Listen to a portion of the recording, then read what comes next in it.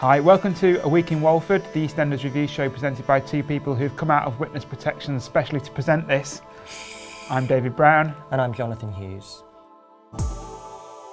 This week's headlines: Vincent's Long Good Friday. Farewell, Michelle. And where are Kat's kids? Okay, so Richard Blackwood's final scenes have aired. Vincent is no more, or is he?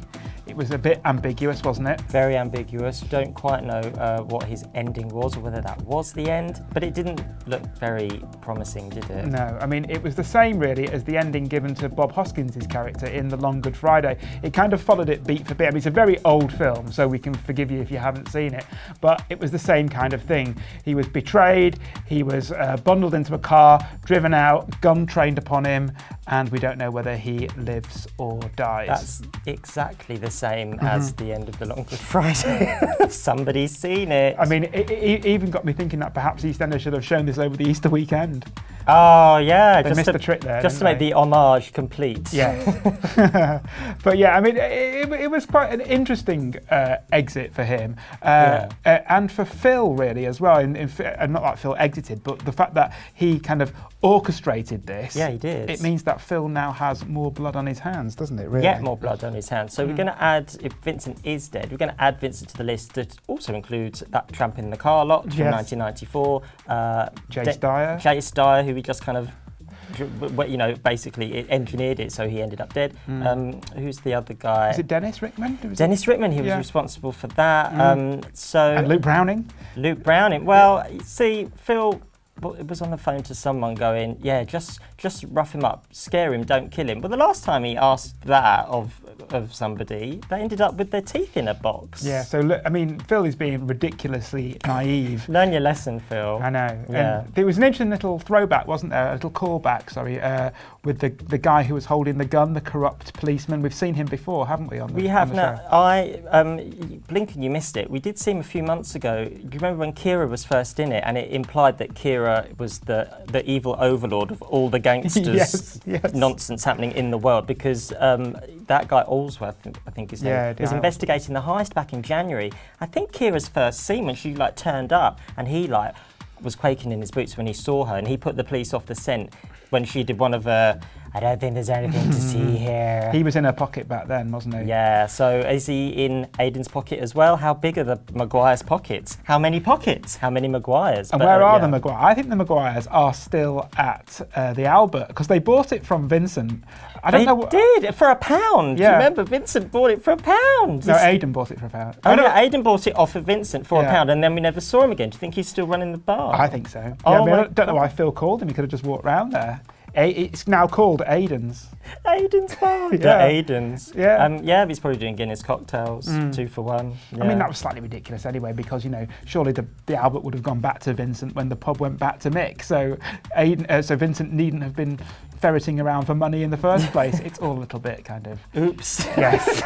But I would like it if Vincent isn't dead, and maybe he comes back. Yeah. As opposed to Michelle Fowler, who exited this week as well. Proof positive that some people just cannot be recast. Yeah, unfortunately, and no disrespect to Jenna Russell, she didn't really have much of a chance. I just think with Michelle Fowler, if you watched it back in those days, she was such an iconic character, so sort of totemic.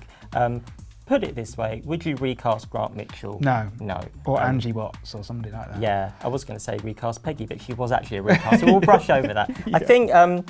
Yeah. I think Michelle, it was just a bit of a dodgy idea, and they never really gave her any decent storylines, and even to get her out the show, and also, we spent a week building up to Vincent's exit. We spent about 5 minutes building up to Michelle's exit. They revisited that whole Preston plot, which did not go down well at the time. Why bring it up again? No, I mean, that's the funny thing though, isn't it? That Michelle's whole argument for leaving was that she'd be forever tainted by the Preston thing. Yeah. And that, you know, perceptions of her would never be altered. But the fact was that she came back into the show as somebody who had a taste for older men. Yes. And she left the show with a reputation for fancying teenage boys. Teenage boys, so completely changed their minds about Michelle. From Tomb Raider to Cradle Snatcher, you might say. This version of Michelle 2.0. Yeah, proof that you can change your mind about someone. Yeah, it was job done, as far as I'm concerned. I did think, though, and this kind of was emblematic of what was I just don't think they got Michelle right this time round with how they wrote her.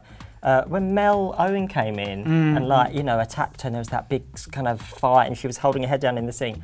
No way would Michelle Fowler have ever stood for that. Mel's insides would have been smeared all over that kitchen. She was tough. She was a tough cook. She made Stacey look like Supernan. You know, she was just really a tough cookie. Yeah. So I don't think that Mel would have beaten her up. No, definitely not. I mean, from one bruiser to another, Kat Moon, of course. We had a little bit more of the mystery surrounding Kat's kids this evening. She said to Stacey that she was going out and meeting up with the kids. Yes. Turned out she was on her own outside a takeaway, sitting on a bench. What's going on there? Why isn't Kat seeing the kids? We had a brief hint last week that Hayley, terrifying Hayley, was shouting the odds. Do you want to know what happened in Spain? Shall I tell everyone? My ears are still ringing from last Friday. So she kind of implied that something happened in Spain. Then Kat's been avoiding Alfie's calls all week and avoiding talk of the children. What is going on?